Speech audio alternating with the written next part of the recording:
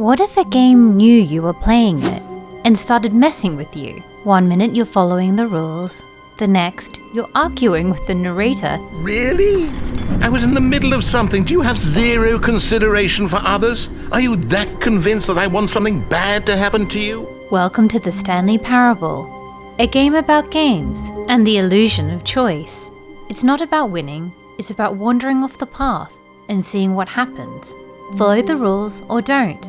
Obey the narrator, or drive him mad. Where are the jokes? Where are the jokes? They bemoaned, they screamed, they gnashed their teeth and said, entertain us. A game that unravels choice, freedom, and your sanity. Wander off the path, see what happens. Hello everyone, I'm Galatea, and each month I spotlight indie gems crafted with care, love, and real passion by their creators. This is a series I call Indie Game of the Month. You may have suspected that this one was coming, especially after a few of my trophy videos. My indie game of the month is the Stanley Parable.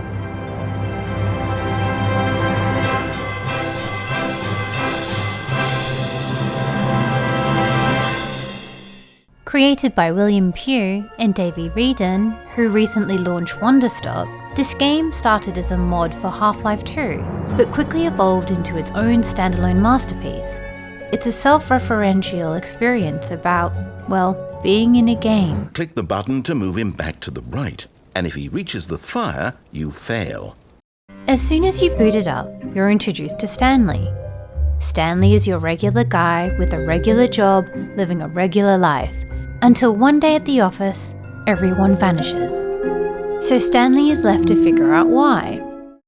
This is a first-person game, and there's one thing you need to know. The narrator is in control. The narrator, well, narrates the story. This is the story of a man named Stanley. And you either obey or disobey. The choice is yours. If you follow the regular, obedient path and follow along, you finish the game in around, 7 minutes? And that's the end. Or is it?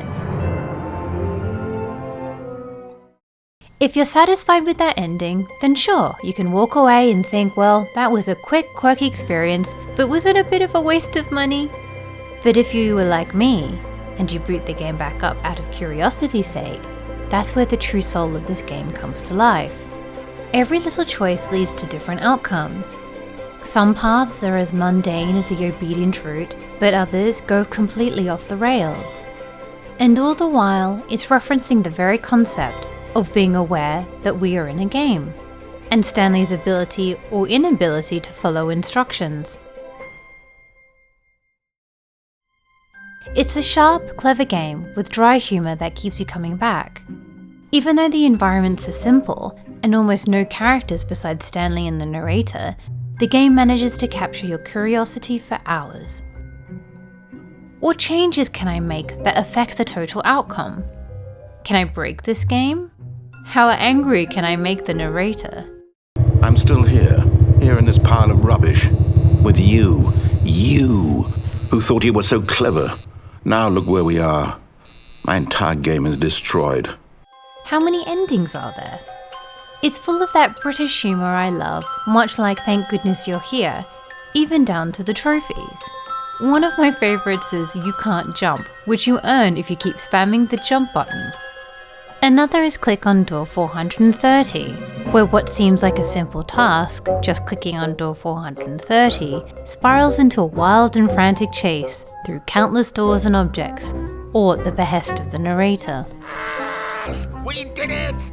And then there's Test Trophy Please Ignore, where the narrator believes the devs have left in a placeholder trophy, but they created it behind his back. As you can see, the machine is not working yet since... Wait. What in the holy hell is going on? You got the trophy? The most important thing about this game is to try everything and see what happens. I really could keep going on with all the endless options and outcomes, but I don't want to give too much away and spoil them all for you if you play. It's this variety of choice and seemingly dynamic consequences that I wanted to celebrate with the Stanley Parable, and pay homage as the indie game of the month of April.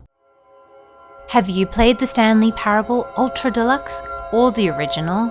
Let me know your thoughts in the comments below. Until next time, bye!